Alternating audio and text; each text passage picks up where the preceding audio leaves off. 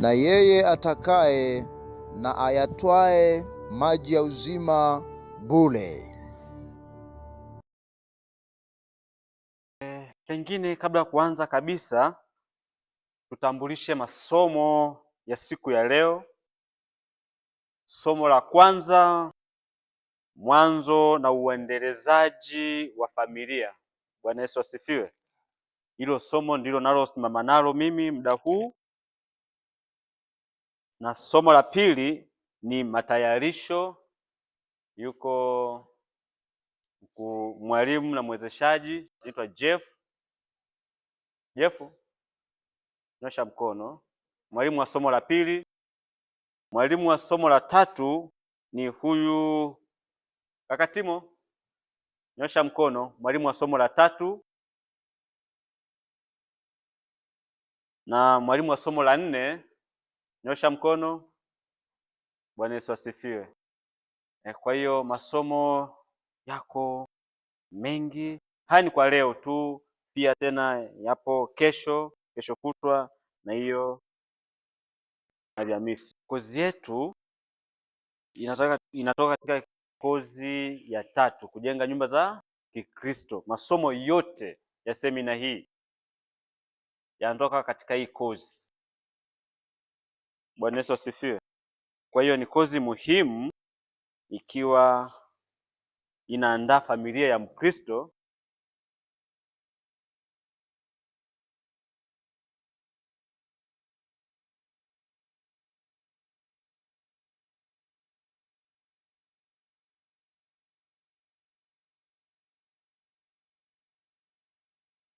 Bwana Yesu asifiwe.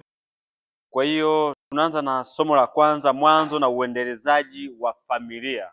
Mwanzo na uendelezaji wa nini? Wa familia.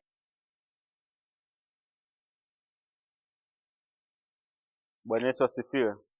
Nitakuwa na utangulizi kidogo kuhusiana na neno mwanzo. Kuna mtu ambaye afahamu mwanzo?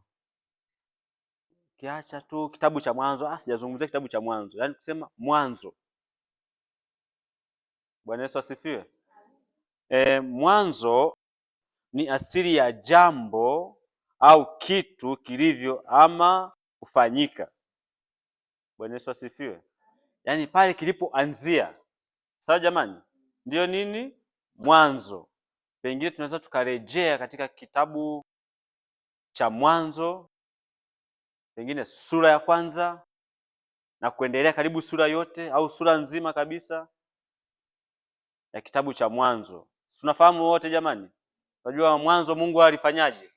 Aliumba mbingu na nchi na nini tena, si ndio jamani? Tunaona mwanzo Mungu alifanyaje? Aliumba mbingu na nchi. Kwa hapo ndipo mwanzo. Bwana Yesu asifiwe.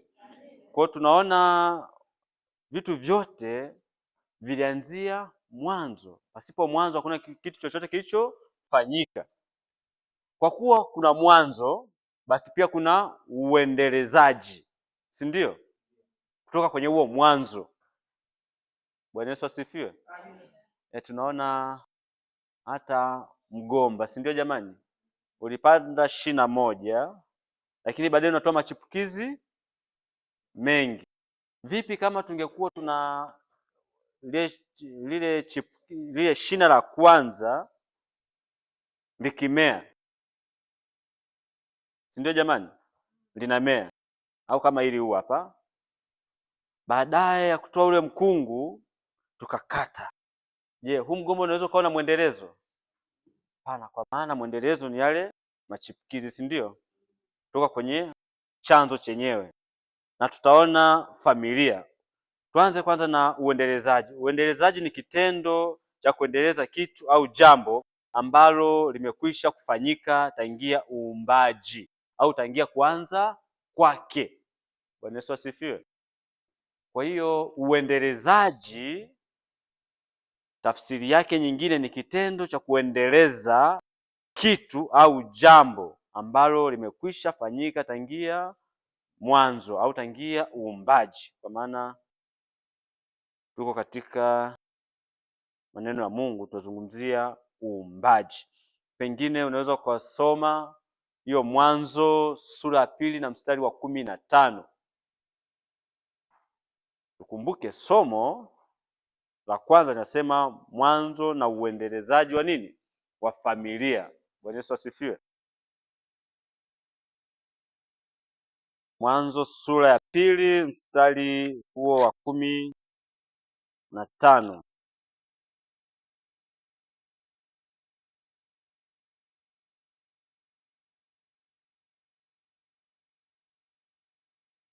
Ndiyo. Bwana Mungu akamtoa huyo mtu akamweka katika bustani ya Edeni ailime na kuitunza. Bwana Yesu asifiwe. Amen. Tunashangaa kidogo, kwa nini tumesoma hapo? Mungu aliumba mbingu na nchi, si ndio? Kwa kwenye ardhi alimpa mwanadamu kazi ya kufanya, si ndio? Anapoilima anaiendeleza nini? Ile ardhi, si ndio jamani? Pengine tutaenda huko utakutana baadaye aliwapa hawa watu jukumu lingine, wakazaa na kujaza nini? Nchi, si ndio jamani? Kwa hiyo pale walikuwa wakifanya uendelezaji. Bwana Yesu asifiwe. Kwa maana ya huo uendelezaji, tunarudi kwenye familia. Familia inajumuisha watu gani? Kwa maana si neno geni. Unaposikia familia, hii ni familia ya fulani, au hii ni familia yangu, hii ni familia ya mchungaji, hii ni familia ya mwinjilisti, hii ni familia ya fulani. Tunaelewa nini kuhusu familia? Familia ya baba, mama na watoto au mtoto. Bwana Yesu asifiwe. Kwa hiyo ni zaidi ya mtu mmoja.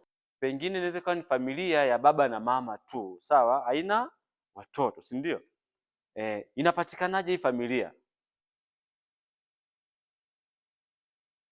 Bwana Yesu asifiwe. Kuna familia pia ya ndugu, jamaa, si ndio jamani? Lakini pengine familia zaidi inahusu wale watu wa damu, si ndio jamani? Pengine wanasema ndugu wa damu. Lakini pia kuna wengine wanaweza sio wa damu ikawa wakawa ndani ya familia pia wakahesabika ni familia ya fulani, si ndio jamani? Bwana Yesu asifiwe. Na tutakuja kuona mwanzilishi wake ni nani. Tunaona Mungu ndiye mwanzilishi wa familia duniani. Bwana Yesu asifiwe. Mungu ndiye mwanzilishi wa nini? Wa familia duniani. Kwa hiyo sisi tunachofanya ni uendelezaji tu wa Mungu aliyokwisha ufanya. Tunaona familia ya kwanza ilianza katika bustani ya Eden, si ndio jamani? Sote tunafahamu, si ndio? Basi tusome Mwanzo sura ya kwanza na mstari wa 27. Mwanzo sura ya kwanza na huo mstari wa 20. Naam. Mungu akaumba mtu kwa mfano wake, kwa mfano wa Mungu alimuumba mwanamume aliwaumba. Amina. Bwana Yesu asifiwe. Kwa chanzo cha hii familia lazima awepo mwanamume, awepo na nani? Na mwanamke.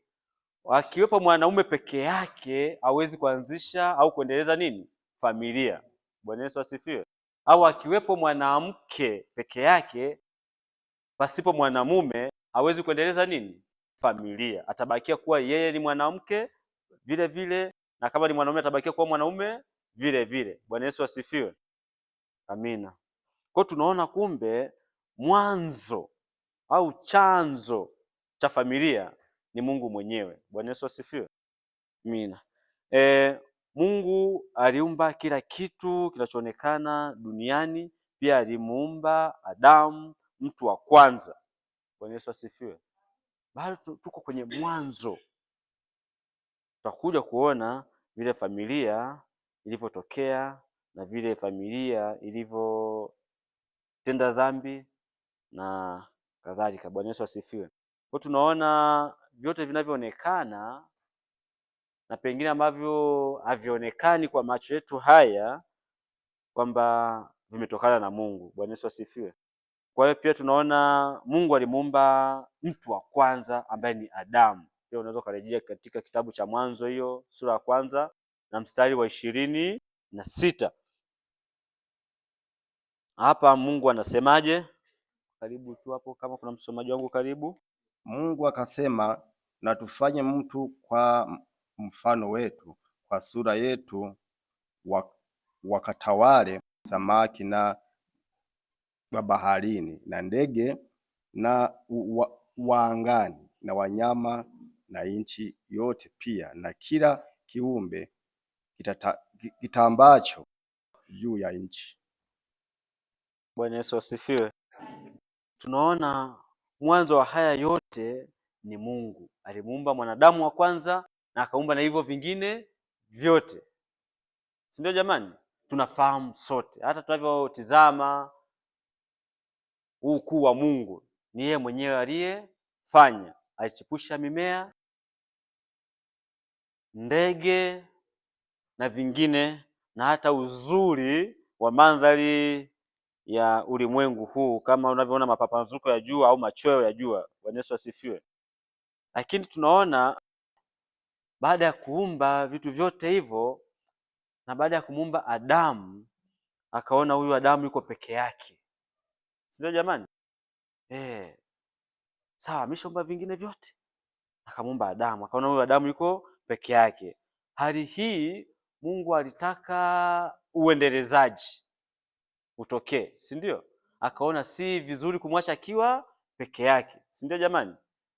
Kama tunavyoona hapo, basi tunaweza kuona tena katika kitabu cha Mwanzo. Yaani hapa tubanduki kwenye Mwanzo, tuone kwenye Mwanzo sura ya 2 na huo mstari wa 18. Bwana Yesu asifiwe. Tusome Mwanzo 2:18. Karibu. Mungu akasema, si vyema huyo mtu awe peke yake. Amina. Rudia tena. Bwana Mungu akasema, si vyema huyo mtu awe peke yake, nitamfanyia msaidizi wa kufanana naye. Amina. Bwana Yesu asifiwe. Amen. Tunaona Mungu baada ya kumwona Adamu, pengine aliona ni mpweke au yukoje, akisema lazima nimtafutie nani? Msaidizi kwa ajili ya kufanyaje? Ya uendelezaji. Bwana Yesu asifiwe, wa kumsaidia. Kwa hiyo Mungu akamletea Adamu msaidizi. Pengine unaweza kuona pia hapo hapo Mwanzo sura ya 2 kuanzia mstari wa 21. Tuisome pia. Soma kama ilivyoandikwa. Amen. Bwana Mungu akamletea Adamu usingizi mzito, naye akalala. Kisha akatwaa ubavu wake mmoja, akafunika nyama mahali pake. Endelea tena hadi 23. Na ule ubavu aliotwaa katika Adamu, Bwana Mungu akaufanya mwanamke, akamleta kwa Adamu. Adamu akasema, sasa huyu ni mfupa katika mifupa yangu na nyama katika nyama yangu, basi ataitwa mwanamke, kwa maana ametwaliwa katika mwanamume. Amina. Bwana Yesu asifiwe. Kwa hiyo hata neno mwanamke, jamani, ni Adamu aliyeliita. Bwana Yesu asifiwe. Kwa maana ametokana nani? Na mwanamume. Huyu alikuwa ni msaidizi wa Adamu. Pengine tutakuja kujua majina yake hapa. Kitu tunaona katika hali hiyo, Mungu aliongoza harusi. Hapo nakwenda mbele kidogo, au ndoa ya kwanza ilikuwa wapi? Katika bustani ya Eden. Na kabla ya Mungu kumuumba mwanadamu, ilikuwepo imekwisha andaliwa bustani nzuri. Tunafahamu sote maana ile bustani inavyoelezewa kwenye Biblia, si ndio jamani? Ilikuwa ni bustani nzuri ambayo Adamu alipaswa kuifurahia wakati wote. Kuna matunda, kuna wanyama, pengine tuseme mandhari nzuri, ule muonekano wake. Lakini pia Mungu alikuwa ameweka jambo moja, au amempa Adamu masharti. namna ya kuwa ndani ya ile nini bustani. Kuna aliyoruhusiwa afanye na kuna ambayo hakuruhusiwa kufanyaje kufanya. Bwana Yesu asifiwe. Tunaona Adamu alikabidhiwa yeye kama yeye na aliambiwa na Mungu mwenyewe. Kwa tunaona katika hali hiyo sasa ya kuwa na huyo mwanamke, Mungu aliongoza au alianzisha harusi ya kwanza, hivyo ikatokea kuwa na familia. Tunasema familia ya kwanza ilianzia wapi? Edeni. Bwana Yesu asifiwe. Au familia ya kwanza ni ya Adamu na Hawa, nikamwita Eva, si ndio jamani? Kwa hiyo tunaona yote yalifanyika pale, lakini kuna mambo ambayo yaliendelea ambayo pengine hayakuwa vizuri sana kwa sababu ya mambo fulani fulani yaliyotokea pale. Lakini katika hali hiyo tunaona tayari hawa watu walikuwa wameshakuwa wawili, ingawa mwanzoni alikuwa mmoja. Kwa tayari hapa familia imekwisha anzishwa. Sawa pendwa? Tayari ni mwanzo wa nini? Wa familia. Na kama tunavyojua ni mwanzo wa familia, basi hawa na familia wana majukumu gani? Tuone mtu asomee Mwanzo sura ya 2 mstari wa 24. Kosa kidogo. Naam. Kwa hiyo mwanaume atamwacha baba yake na mama yake, naye atambatana na mkewe, nao watakuwa mwili mmoja. Amina. Bwana Yesu asifiwe. Amina. Ili familia itokee, ni huyu mwanamume atawacha watu gani? Alafu amina. Bwana Yesu asifiwe. Kwa ni hatua.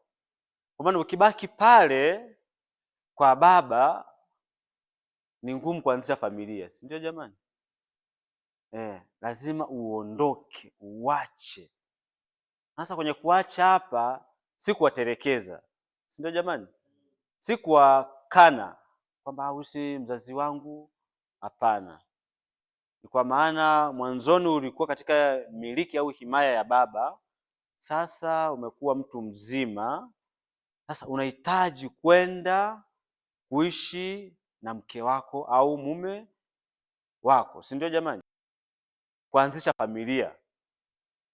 Kwa unapokwenda kuna hatua unaviacha au unawaacha hawa wengine ambao ni wazazi. Unanyanyuka wewe kama wewe na kwenda kuanzisha familia mpya. Tunasema ni familia mpya. Bwana Yesu asifiwe. Kama ambavyo kitabu cha Mwanzo sura ya 2 mstari wa 24 unasema. Kwa hiyo tunavyosema hivyo, tunaona pia hata kwa kawaida ya wanadamu leo hii, namna vile watu wanavyoanzisha familia mpya. Hata kama utaishi mazingira ya nyumbani, maeneo labda ya nyumbani, mashamba ya nyumbani, ya ukoo, ya familia, lakini hatua ya kwanza huyu mwanamume atatoka na kwenda kuambatana na nani? Na mke wake, akiwa amemwacha baba yake na mama yake, na hao watakuwa mwili mmoja. Bwana Yesu asifiwe.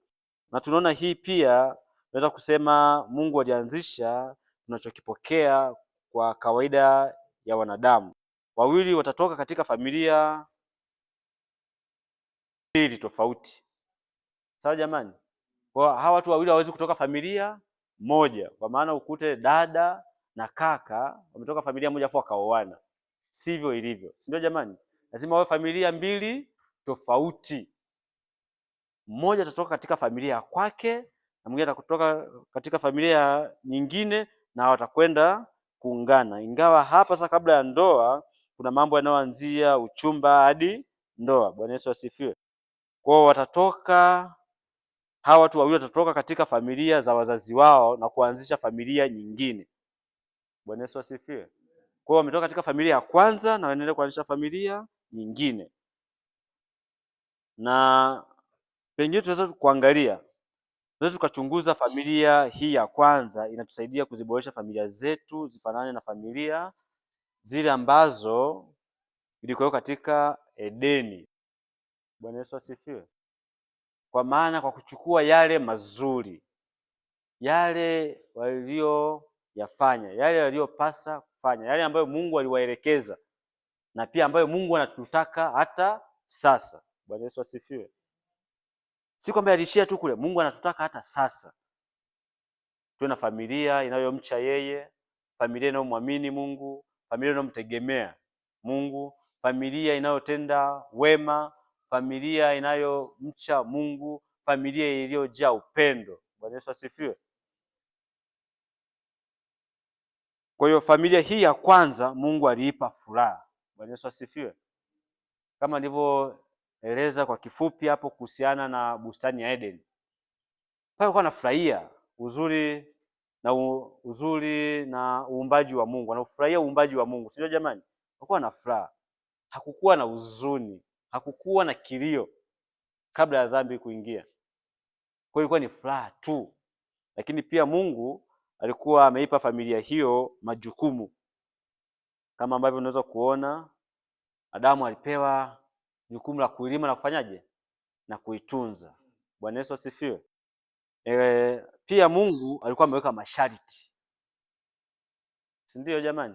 Kama vile alivyompatia Adamu kwamba matunda yote unaweza kula, lakini unaposikia lakini tunajua nini au tunaelewa nini? Lakini pengine ni katazo, zuio, si ndio jamani? Alipotumia neno lakini, unaweza kutumia kama katazo au zuio la mti fulani asifanyeje, asiule. Kwa pia kuna masharti, tuseme Mungu ni wa kanuni, Mungu ni wa utaratibu. Bwana Yesu asifiwe. Vile vile pia kila familia lazima iwe ni familia yenye utaratibu, ila utaratibu ulio mzuri. Bwana Yesu asifiwe. Kwa hiyo tunaona pia katika hii familia ya kwanza namna vile Mungu alipatia kazi ya kufanya. Pia mambo haya ya msingi katika familia hii hufanana sana na yale yanayopatikana siku hizi katika familia zetu, si ndio jamani? Lazima tuwe na familia zenye furaha.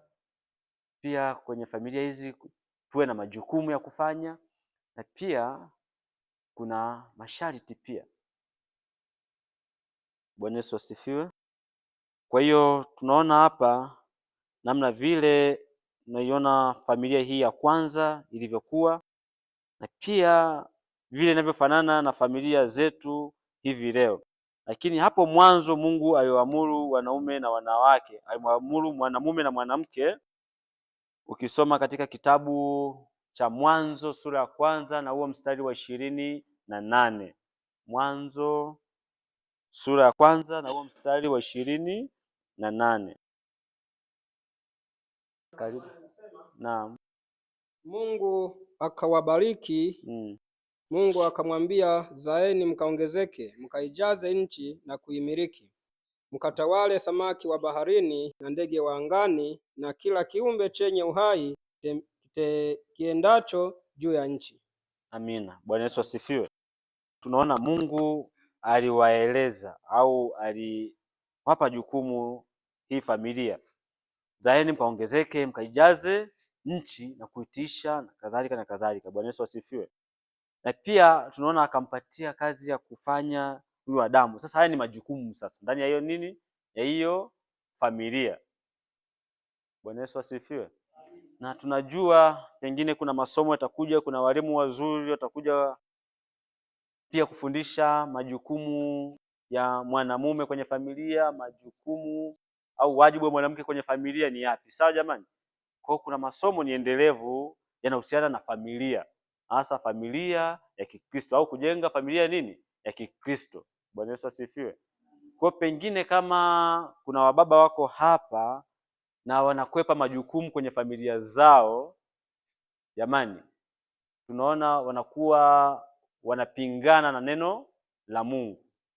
Bwana Yesu asifiwe. Kwa yako majukumu, iko kazi ya kufanya kwenye familia. Bwana Yesu asifiwe sana. Na pia tutafika hadi kwa watoto, pia lazima wafanye kazi. Si kwenye familia anatokea mtoto mvivu, yeye hawezi kazi, ili hali ana nguvu, ana afya njema. Inakuwa haipendezi, si ndio jamani? Kwa hiyo tunaona familia nzuri ni ile inayowajibika vizuri, inawajibika kwa wema, ikiwa ni mzazi au walezi na watoto. Pia hii familia iliishi vizuri kwenye ile bustani kama Mungu alivyoiamuru, lakini pia hii familia ilifikia hatua haikuishi kwa wema sana kwenye ile bustani. Baadaye familia ilikosea. Hii familia ilifanyaje? Ikakosea, ikatenda dhambi. Familia ya Adamu na Hawa wakatenda dhambi. Tunaona Mungu aliwaandaa Adamu na Hawa ili waweze kumtumikia kwa hiari yao wenyewe.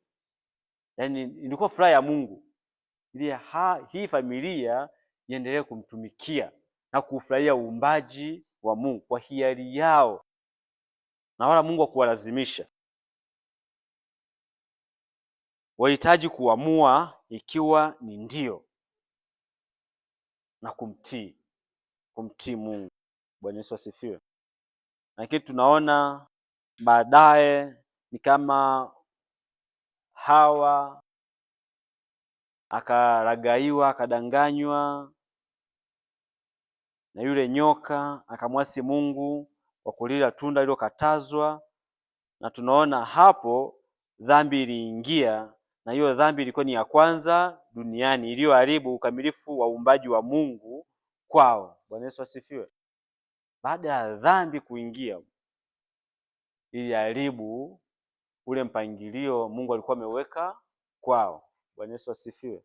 Na tunaona sasa baada ya hapo, tunaona mambo mengi yakatokea magonjwa na vifo vikaanza kuingia. Bwana Yesu asifiwe. Hapo mwanzo hakukuwa na magonjwa. Hapo kabla hakukuwa na nini? Na magonjwa. Kwa hiyo tunaona magonjwa yaliingia tu baada ya hii familia kumkosea Mungu, au hii familia kukosea maagizo ya Mungu. Dhambi hii iliathiri familia ya Adamu na Hawa, ikapelekea Hawa, tunafahamu Mungu alichomwambia jamani, kujifungua kwa uchungu, na Adamu kwa kufanya kazi ngumu. Anaposema kula kwa nini? Kwa jasho. Kwa kabla ya dhambi, Adamu jamani alikuwa ali kwa jasho, kwa maana alikuwa anakula matunda yaliyoko wapi? Bustanini, si ndio jamani? Alikuwa hangaiki. Kwa mpaka leo tunapotafuta mkate wa kila siku, tunakula kwa jasho, kwa kufanya kazi. Pengine naweza nikasema ni kwa kufanya kazi ngumu, si ndio? Kwa mfano swala la kulima, jamani, utalima bila jasho kutiririka? Lazima itoke. Kwa hiyo inaashiria tu ni ugumu wa nini? Wa kazi. Bwana Yesu asifiwe. Kwa hiyo vyote vimekuja ni kwa sababu tu Adamu na Hawa hawakukaa katika ule ukamilifu ambao Mungu alikuwa amewapa mwanzo. Tunaona baada ya muda mfupi Adamu na Hawa walitenda dhambi, na pengine tunaona mtoto wao wa kwanza Kaini alimuua ndugu yake nani? Habili. Sasa tunaona matokeo ya dhambi sasa. Mauti au kifo, vifo. Si ndio jamani? Ila mwanzo hakukuwa na kifo. Kifo kimekuja baada tu ya nini? Ngine tumeweza kusema anguko. Si ndio jamani? Baada ya kutenda dhambi kutokana na hii familia ya Adamu na Hawa. Tunaona Mungu mwanzo kabisa alikuwa amepangilia familia hii iridhike na kuwa na furaha katika ile mazingira ambayo Mungu alikuwa ameiandalia nini? Hii familia. Kusudi la Mungu hii familia iishi kwa nini? Kwa furaha na amani, ikimsikiliza, ikimtegemea Mungu mwenyewe. Na wote ni wasomaji wa Biblia, si ndio? Tunaona kila mara jioni Mungu alikuwa akiitembelea nini? Hii familia. Tunaona Mungu alivyokuwa na upendo na hii familia, si ndio jamani? Anaitembelea. Hebu fikiria, Mungu mwenyewe anaitembelea familia. Si kwamba familia inamtembelea nani? Mungu. Ni upendo wa ajabu. Mungu tamanio lake kubwa kwa kuona hii familia ina furaha wakati wote na ikiwa imeridhika. Lakini familia hii sasa ilikuwa na asili ya uovu, kwa maana hawakumtii Mungu, ikapelekea familia hii kuondolewa katika bustani ile ya Eden. Kwa hiyo ikaondolewa katika sehemu ambayo walipewa wafurahie, waendelee kufurahia utukufu wa Mungu. Tunaona sasa baadaye Mungu aliwaondosha na kuwatoa kabisa nje ya ile bustani. Lakini pia turudi kwenye maisha yetu, familia zetu leo. Tunaona familia zetu mara nyingi kuharibiwa na udhaifu wetu unaotokana na asili ya dhambi kwa uwezo wa kushinda. Sasa kwa nini tunawezaje kuishinda hii dhambi? Kwa maana tayari imekuwa ni asili ya mwanadamu, mwanaume, pengine nani? Mwanamke. Tunaona familia nyingi huharibiwa na udhaifu wa kibinadamu ambao ni asili ya nini? Ya dhambi. Sasa tutabaki tuseme sasa hatuwezi, kwa ndio tuliumbwa hivyo hivyo, kama Adamu alikosea, sasa na sisi kukosea ni lazima eti tubaki hivyo hivyo jamani? Hapana, si ndio? Kwa hiyo tunaona Mungu ametupatia uwezo sasa wa kushinda mwelekeo huo wa dhambi kwa kutokana na tunakubadilika kwa kuzaliwa mara ya ngapi? Mara ya pili. Bwana Yesu asifiwe. Ili tutoke katika hiyo asili ya nini? Ya dhambi, hadi pale tutakapozaliwa mara ya pili. Hii ni neema ambayo Mungu ametupatia sote, na anatutaka tuishi hivyo. Bwana Yesu asifiwe. Kwa tunaona vile ambavyo mwelekeo wa kushinda dhambi uko hivyo. Lakini pia matokeo gani pengine yalitokea kwenye familia za Agano la Kale? Matokeo gani mengine yalitokea kwenye familia za Agano la Kale? Tunaona familia moja hapo tuweze kuona matokeo ya dhambi ya Adamu na Hawa yalionekana wazi zaidi muda mfupi tu kabla ya gharika. Tunafahamu kabisa dhambi iliendelea,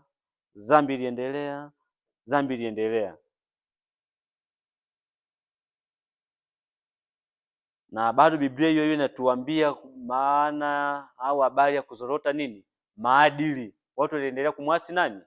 Mungu. Kama mnakumbuka, mpaka Mungu anaamua kuongea na Nuhu, si ndio jamani? Kwamba ataangamiza nini? Jamani, tumesoma vitabu, tumesoma Biblia. Bwana Yesu asifiwe. Hadi Mungu sasa anaona wanadamu maasi yao yamezidi. Yaani Mungu anajaribu kuvumilia, sasa anaona hawa watu nisipowafundisha, nisipowaonyesha vile wanapaswa kunitii, kunisikiliza, pengine hawata nitii. Kwa hiyo Mungu tunaona alileta gharika, na kwenye gharika ile alimwandaa mtumishi wake Nuhu, si ndio jamani? Ndio anamuita Noa. Sawa, aongee na watu kuhusu maovu yao, kwa maana yafanyaje? Yamezidi. Na watu kwa kuwa walikuwa wako na mtazamo tofauti, hawakumsikiliza Nuhu. Hawakumsikiliza nani? Nuhu. Lakini Mungu basi alimwandaa huyo mtumishi wake Nuhu, na Nuhu sasa aliiokoa familia yake, si ndio jamani? Tunafahamu wote Kwa Mungu akaona kama wanadamu hawa wengine hawanisikilizi, hawataki kunitii, kusikiliza maelekezo yangu mimi, basi niongee na mtumishi wangu Nuhu. Na tunaona kwenye habari ndefu tu, Mungu akaongea na Nuhu atengeneze safina, na baada ya kutengeneza safina ilipokamilika, akamwambia yeye na familia yake wafanyeje? Waingie. Na ilienda mbali mpaka na kukusanya makundi ya wanyama na nini, wawili wawili. Huku ni mambo mengi mengi mengi, lakini tunaona kwamba kusudi lilokuwa ambalo Mungu aliona kwa mwanadamu, aliona mawazo ya mwanadamu yanawaza ubaya tu. Yaani ndicho Mungu alichokiona katika moyo wa nani? Wa mwanadamu. Mioyo ya wanadamu inawaza nini? Maovu, inawaza mambo mabaya peke yake. Kwa sasa Mungu, pengine unaweza tukaona hapo pia kutoka kitabu cha Mwanzo sura ya 6 na huo mstari wa 5, tunaweza kuona vile Mungu alivyoona moyo wa mwanadamu.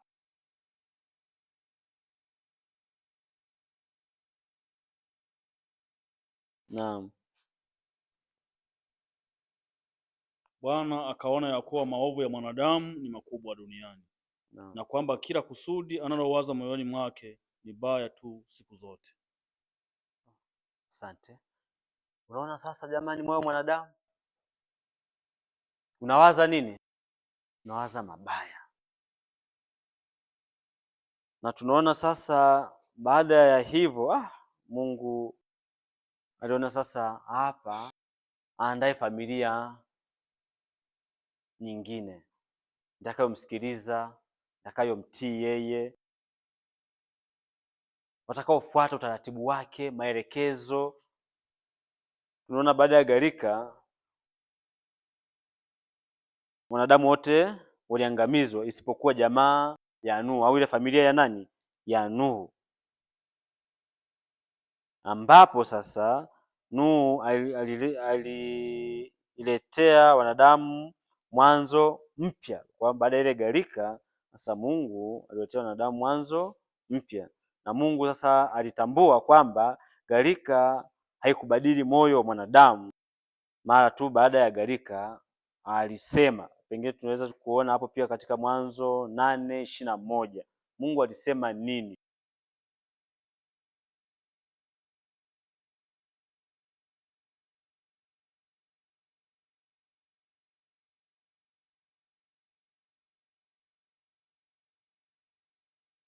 Bwana akasikia harufu ya kumridhisha.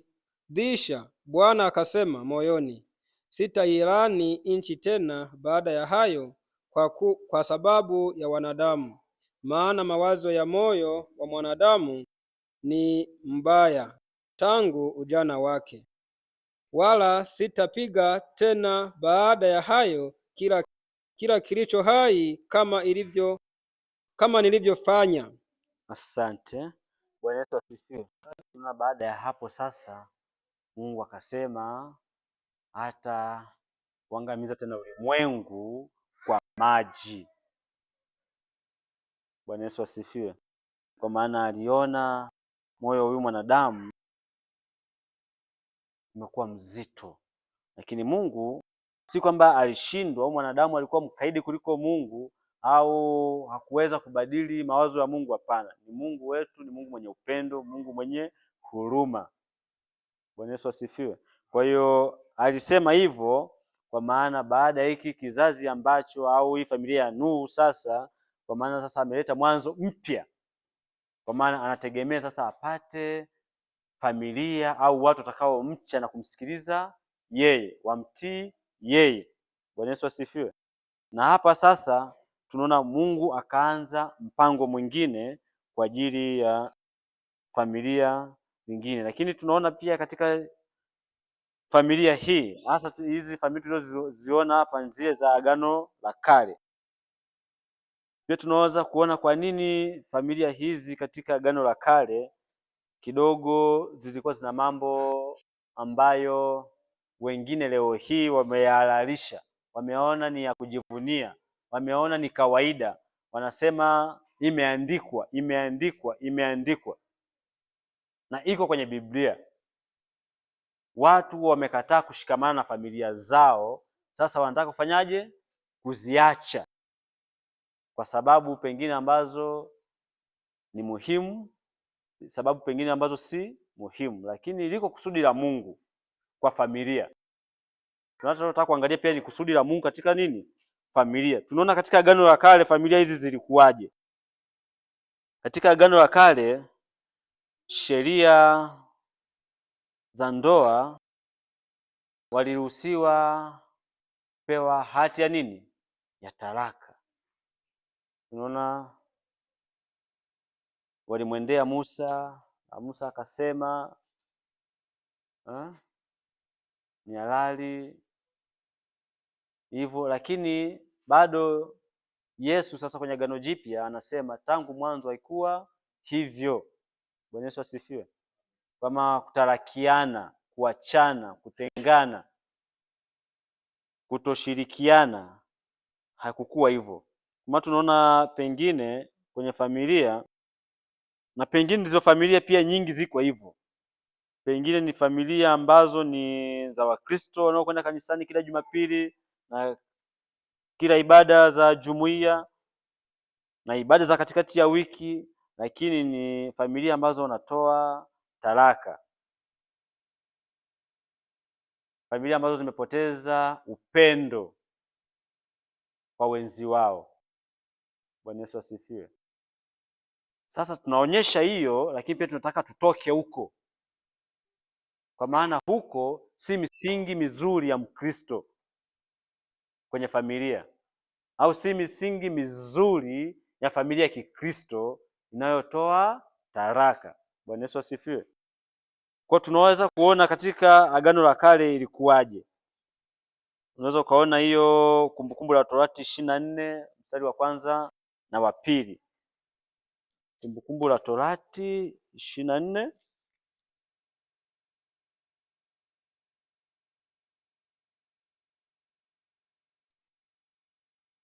karibu.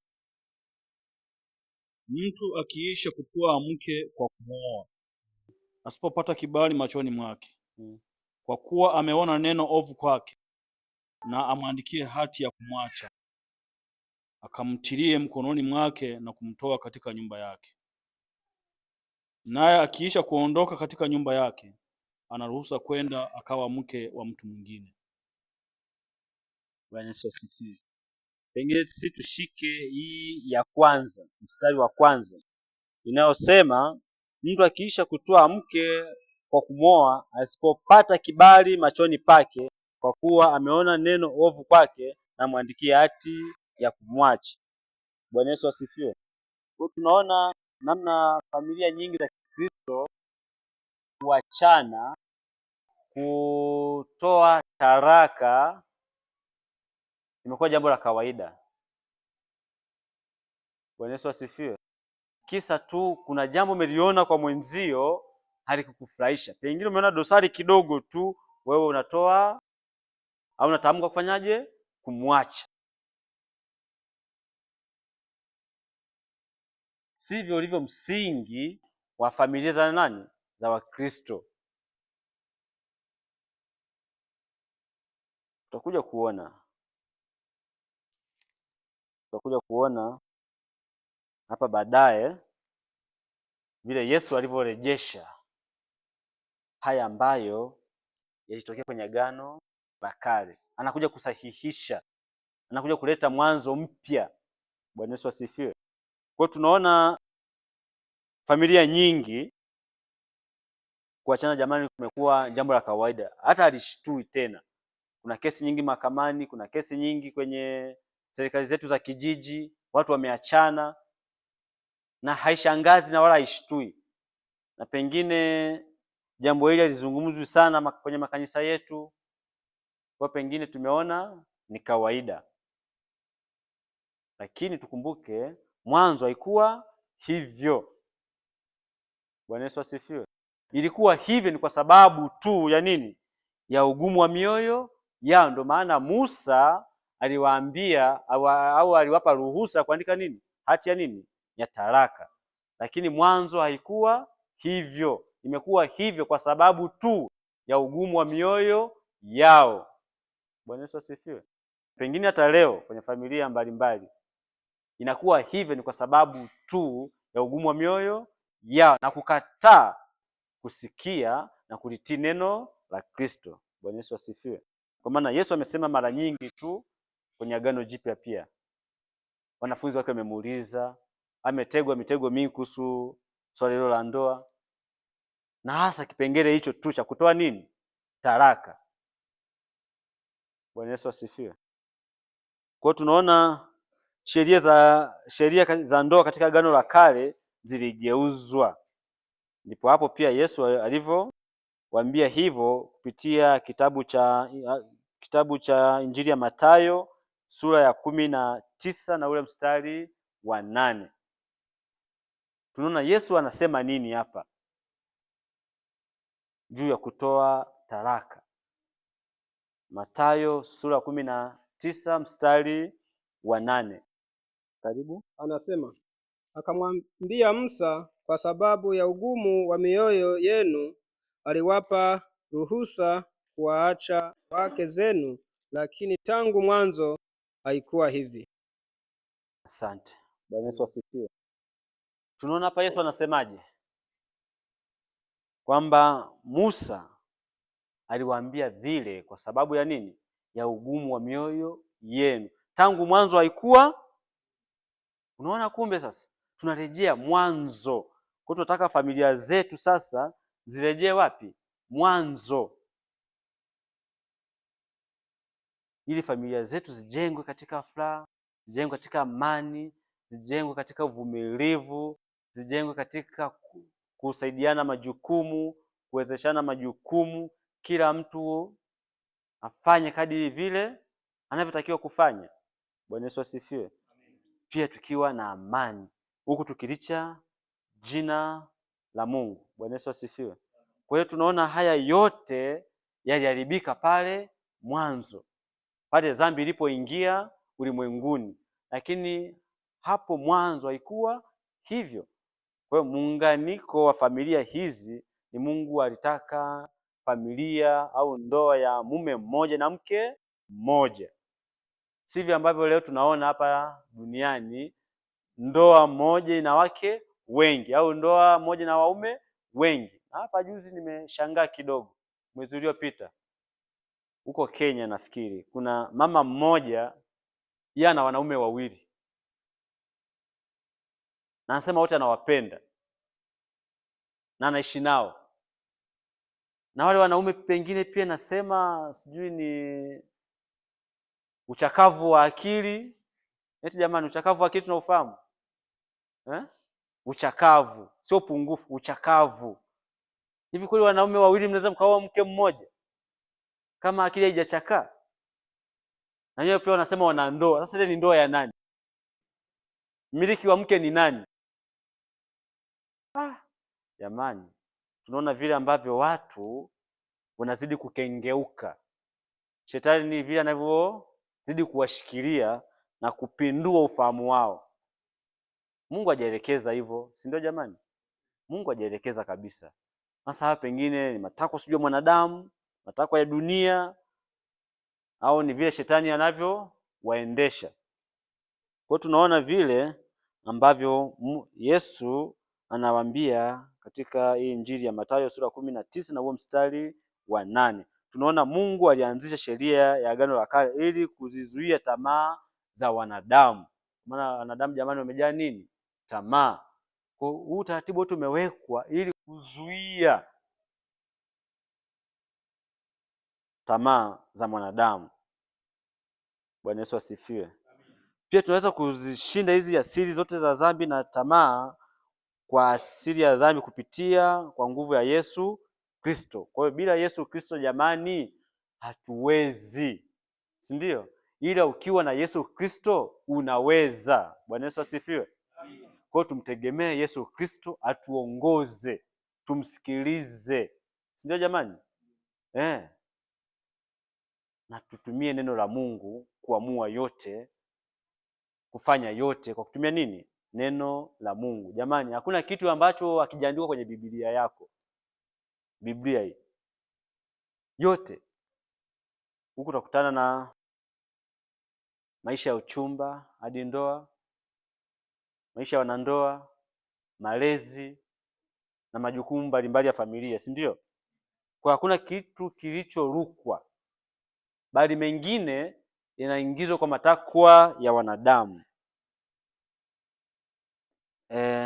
Tuone sasa, tumetizama hapo vile familia zilivyokuwa katika Agano la Kale, lakini tuangalie sasa Yesu arejeza au amerudisha sheria ya kwanza.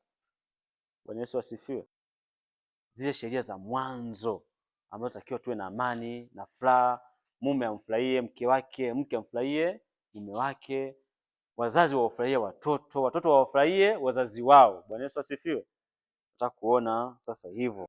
Tunaona siku hizi Mungu wapa wanawe asili ya kiungu kupitia kwa Yesu Kristo. Hivyo mtu aliyezaliwa mara ya pili aweza kuamua moyoni mwake kufanya yanayostahili na kwa neema ya Mungu kufanya yanayompendeza yeye, yanayompendeza Mungu, si kujipendeza mtu au kumpendeza mtu.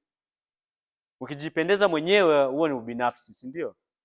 Lakini Mungu anataka tukumpendeza yeye, tumpendeze Mungu, ili kufanya yale yanayostahili ambayo ni mema machoni pa Mungu. Bwana Yesu asifiwe. Kwa hiyo ameweka asili ya kiungu kupitia kwa Yesu Kristo. Mafundisho ya sheria za Agano Jipya ni ya kiwango cha juu kuliko zile za Agano la Kale. Bwana Yesu alirejeza kanuni hizi za kwanza zilizoanzishwa katika Eden kwa kuhusiana na familia. Tunaona hapa sasa Yesu analeta jambo ambalo sote tutakiwa kushikamana nalo. Tusome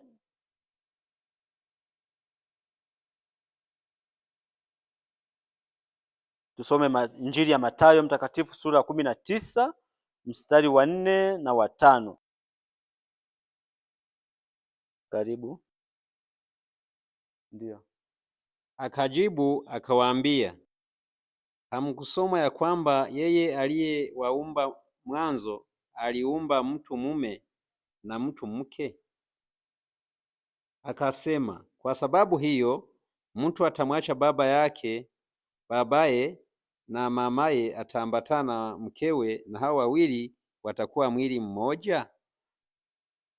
Na 6. Soma na 6 tena. Hata wamekuwa si wawili tena, bali mwili mmoja. Basi aliowaunganisha Mungu, mwanadamu asiwatenganishe.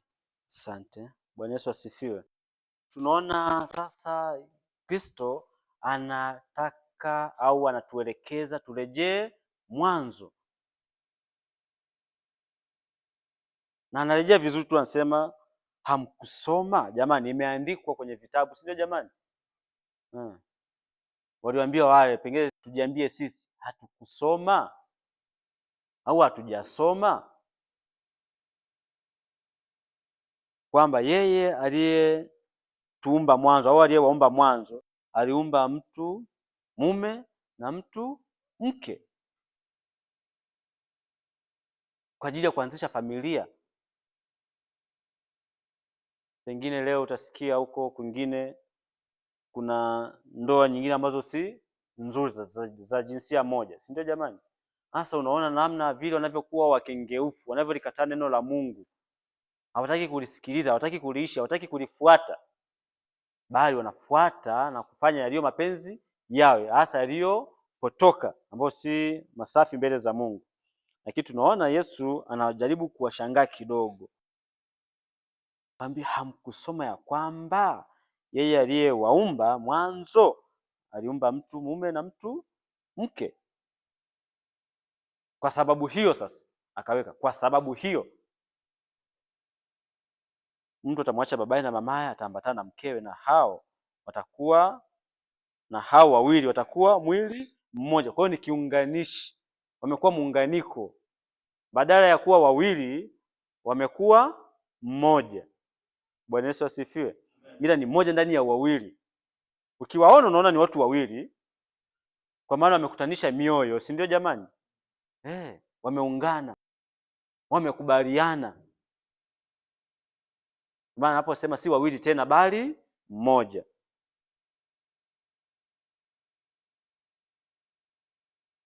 Na pengine kama huo mstari unavyosema, basi aliyounganisha Mungu mwanadamu asiwetenganishe. Kwa hiyo jamani, kuachana kwa namna yoyote ile, wako wanadamu wanachanisha ndoa, pengine ni baba, babu, shangazi, wifi, shemeji, tunakwenda mahakamani, wanatengua, lakini sio kusudio la Mungu. Sawa jamani? Mwanadamu asiwatenganishe, yaani ule muunganiko hapaswi mwanadamu yeyote kuutenganisha, kwa sababu sio yeye aliyeuunganisha, si ndio jamani? Kwa hiyo tuwe makini katika eneo hili, na pia tuyakumbuke zaidi maneno ya Mungu. Tusome sana Biblia, au tusome maandiko, au tusome sana neno lake, lituhekimishe, lituongezee ufahamu, tulielewe na tuliishi. Bwana Yesu asifiwe. Kwa maana ndoa nyingi jamani za Wakristo, kuna wakati unashindwa kuzitofautisha na zile ndoa zingine, si ndio jamani? Kusema hivyo tunaelewana? Ndoa ya baba na mama Mkristo au mume na mke ni Wakristo, lakini namna wanavyoishi wanaishi kipagani. Utaishije kipagani ndani ya Kristo? Na wapagani waishije? Kwa tunaishi maisha yasiyokuwa ya kwetu. Jamani, kwenye ndoa kuna baraka, kwenye ndoa kuna neema, si ndio jamani? Tumeahidiwa neema nyingi, ila tuishi tu kwa kumtii Kristo. Bwana Yesu asifiwe.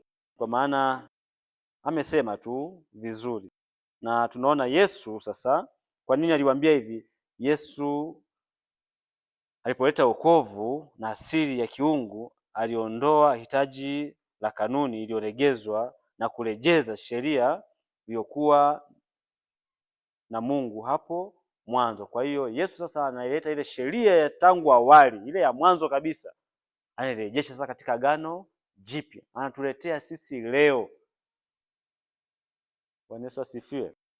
Kimsingi Mungu anachukia kuachana. Mungu anachukia kuachana, ingawa mwanadamu anafurahia kuachana. Ili iweje? Wakishaachana, tunafahamu sote jamani, wakiachana nini kinatokea?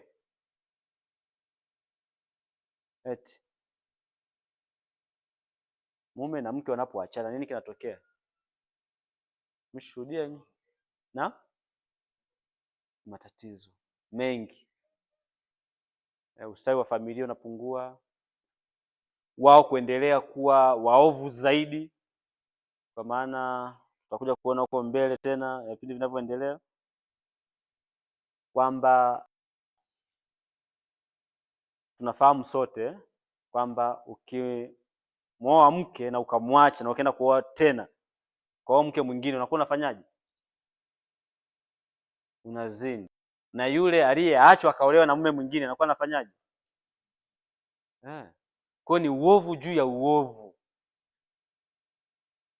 Na kuna watu wanataka kuachana ili wakaishi maisha ya vile, wakaishi maisha ya dhambi, maisha mabaya, maisha machafu yanayomchukiza Mungu. Bwana Yesu asifiwe. Kwa hiyo Yesu sasa anaturejeza, sasa turejee mwanzo. Jamani, tumeanza na neno mwanzo, si ndio jamani? Ndoa zetu zikawe na furaha, ndoa zetu zikawe na amani, ndoa zetu zikajawe na utulivu. Bwana Yesu asifiwe.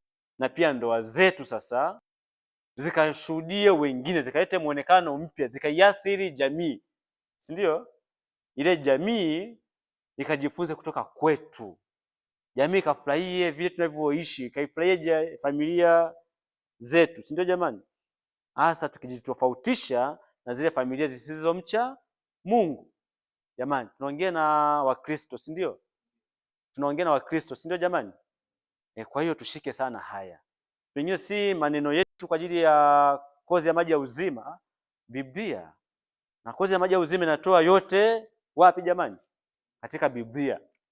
Na pengine bahati nzuri tunapotumia wasomaji tunagundua moja kwa moja kwamba si maneno ya watu wa maji ya uzima tu haya wametunga wameweka pale, hapana.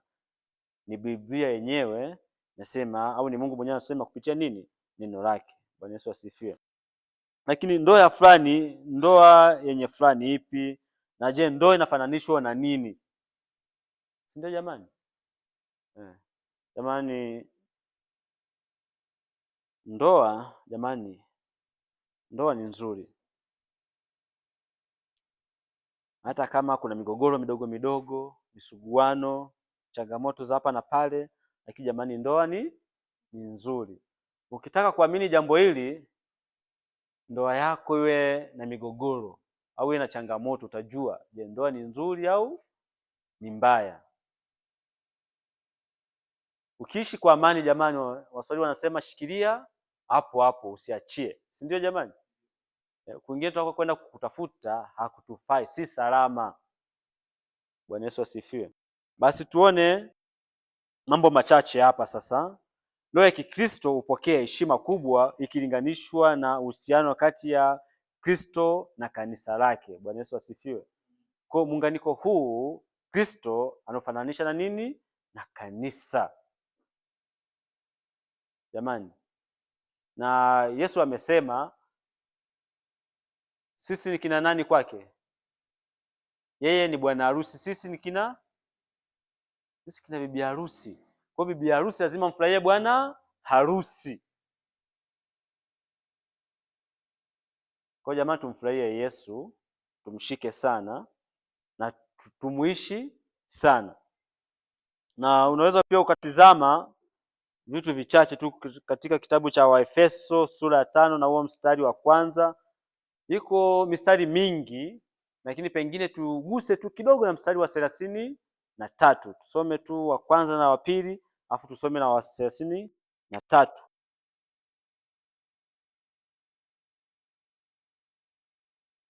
Efeso sura ya 5. Amen. Waefeso sura ya 5 mstari wa 1, wa 2 na wa 33. Wa 33. Ndio. Mstari wa 1 unasema, hivyo mfuateni Mungu kama watoto wanaopendwa, mkaenende katika upendo kama Kristo naye alivyowapenda ninyi, tena akajitoa kwa ajili yenu, sadaka na dhabihu kwa Mungu, kuwa harufu ya manukato. 33. Mstari wa 33, lakini kila mtu ampende mke wake kama nafsi yake mwenyewe, wala mke asikose kumstahi mumewe. Amina. Bwana Yesu asifiwe. Tunaona vile ambavyo Mungu anatutaka au anaitaka hii familia au anataka hawa wanandoa kwamba wamtafute Mungu kama watoto wanaopendwa. Jamani, sisi kwa Mungu ni watoto, ni wana, si ndio jamani? Tukimtafuta vizuri Mungu anatupenda. Na hata sasa anatupenda, si ndio? Mkaenende katika upendo. Hii familia iwe na upendo yenyewe kwa yenyewe na kwa watu wengine. Lakini pia kama Kristo naye alivyo tupenda sisi, tena akajitoa kwa ajili yetu. Unaona jamani, ni upendo mkubwa sana huo, si ndio jamani? Kwa familia ikikosa upendo, ni familia ambayo inakuwa ni butu, si ndio jamani? Butu ni kama kitu chenye ncha kali au kilichonolewa kikawa kina makali kikakosa au kikapoteza yale makali yake, kwa maana kitakuwa hakina uwezo wa kufanya kazi yake sawa sawa. Kama ni kukata, hakitaweza kukata sawa sawa. Kwa pengine tunaona ndoa nyingi zimepoteza upendo. Yesu sasa anatutaka na ametuonyesha kwamba tuenenda katika nini? Upendo. Lakini pia mstari wa 33 anamalizia vizuri, anasema lakini kila mtu ampende mke wake kama nafsi yake mwenyewe, wala mke asimkose kumstahi mumewe. Bwana Yesu asifiwe. Tunaona sasa ndoa nyingi za Kikristo sasa kwa semina hii zirejeshwe kwa mume ampende mke wake, si ndio jamani? Kila mume ampende nani? Na kuna masomo yanakuja natakuwa na mwendelezo mzuri juu ya mume kumpenda nani? Mke wake. Utasikia walimu wanaokuja, pengine sijaangalia ratiba ni leo au kesho kutwa, utakuja kuona. Kwa hiyo hili ni jambo jema, kutakuwa hakuna nyumba ndogo, si ndio jamani? Ukimpenda mke wako hakuna nyumba ndogo, hazipo. Zitatoka wapi? Huo upendo wa kuhamahama utawezekanaje? Isi jamani, kuna upendo wa kukopa tena? Kuna upendo wa nipige tafu eti? Hakuna. Hayo yote ni machukizo mbele za nani? Za Mungu. Bwana Yesu asifiwe. Kwa tunaona misingi hii ni mizuri ili tunapoishika zaidi, kama semina yetu inavyosema, kujenga nyumba za Kikristo. Tuseme kujenga familia za Kikristo. Bwana Yesu asifiwe. Tunajenga, pengine zilibomoka, sasa tunafanyaje? Tunajenga, tunazirejesha, tunazifufua, tunaziimarisha. Sawa pendwa? Ziendelee kuwa imara kama ambavyo neno la Mungu linasema. Na hapo sasa ndoa ya Kikristo huwa na furaha sana kupita yote hapa duniani. Jamani, furaha kubwa inapatikana kwenye ndoa, si ndio? Au kwenye familia, si ndio? Baba anapoifurahia familia yake, unapata furaha kubwa sana, si ndio jamani? Pengine kule kwetu nakaa mwambao kando kando ya ziwa, wazazi wakitaka kuona watoto wameshiba, kuna kipimo kimoja ambacho si kizuri sana. Sijajua kama ile nacho kipimo huku kinatumika. Mmeshakijua? Kule kama si wakati wa njaa, familia kidogo na uwezo wa chakula, ili kuipima familia yake kwamba imeshiba, pembeni ya nyumba watoto wao waendi chooni, wanajipanga pembezoni mwa nyumba. Kwa hiyo ukikuta wamerundika rundika hivi, mzazi akipita anafurahia tu, anajua hawa wameshiba. Ni ajabu kidogo, si ndio?